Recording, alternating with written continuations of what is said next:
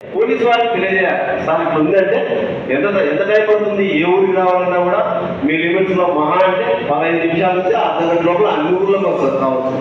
SI గారు suppose పెద్దతనంలో నుండి SI ఏదైనా ఒక గ్రామం పోవాలంటే 15 నిమిషాలు మహా అంటే అర్ధ గంట లోపల వస్తారు. కొంచెం ఓర్పు పట్టండి, సమయం పాటించండి.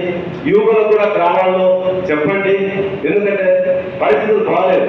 కొంతమంది చదివిన వాళ్ళు ఉంటారు, చదువు ప్రస్తుతం డిగ్రీ చేసే పిల్లలు, బీటెక్ చేసే పిల్లలు ఉంటారు. వాళ్ళంతా కూడా ఈ ఆవేశాలను తెలియక ఏదైనా ఒకటి ఒకసారిగా ఈ నేరాల్లో ఇరుక్కుంటే మాత్రం ఉద్యోగాలకు ఇబ్బంది, ఇంటర్వ్యూలకు ఇబ్బంది, లేకపోతే ఉద్యోగం వచ్చినా కూడా వాళ్ళకు చాలా ఇబ్బంది కలుగుతుంది. అందువలన రాబోయే అనర్థాలు, రాబోయే అడ్డంకులు, ఇబ్బందులన్నీ గుర్తుపెట్టుకొని మనమంతా కూడా ప్రశాంత వాతావరణంలో ఎటువంటి ఇబ్బంది లేకుండా ఈ 6వ తేదీ వరకు, 6వ తేదీ వరకే కాదు, ఎప్పుడు ఉండాలో లేదా, ఎప్పుడు కూడా మనం ప్రశాంత వాతావరణంలో ఉండాలి. ఏదైనా ఇబ్బంది కలిగింది అనుకోండి, రెవెన్యూ వాళ్ళు ఉంటారు, తగ్గరాదు, పొలం తగ్గరాదు.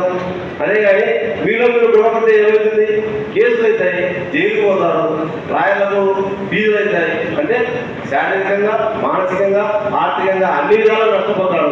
అంతేగాని సమస్య పరిష్కారం మాత్రం దొరకదు. దయచేసి పెద్దలందరికీ చెప్పేది ఏమంటే, ఏదైనా గ్రామాలన్నాక జనాభా ఉన్న తర్వాత కొన్ని సమస్యలు వస్తాయి.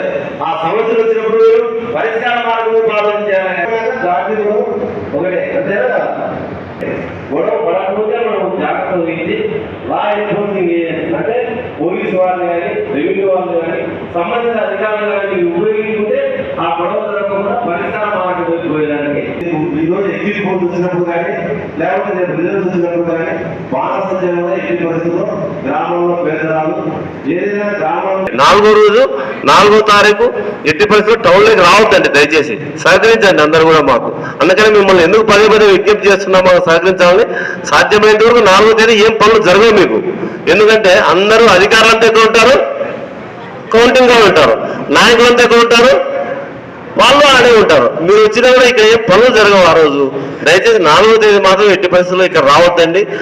ఏదైనా ఎమర్జెన్సీ, హెల్త్ ఎమర్జెన్సీ కానీ, ఏదో ప్రయాణాలు, తప్పనిసరి ప్రయాణాలు అయితే తప్ప మీరు చేసుకోవాల్సిందిగా మీకు అందరికీ మరీ విజ్ఞప్తి చేస్తున్నాం. పిక్చర్స్ ఎవరైనా చెప్పేది ఏమంటే, ఇంతవరకు మనం మన నియోజకవర్గానికి చాలా మంచి పేరు వచ్చింది.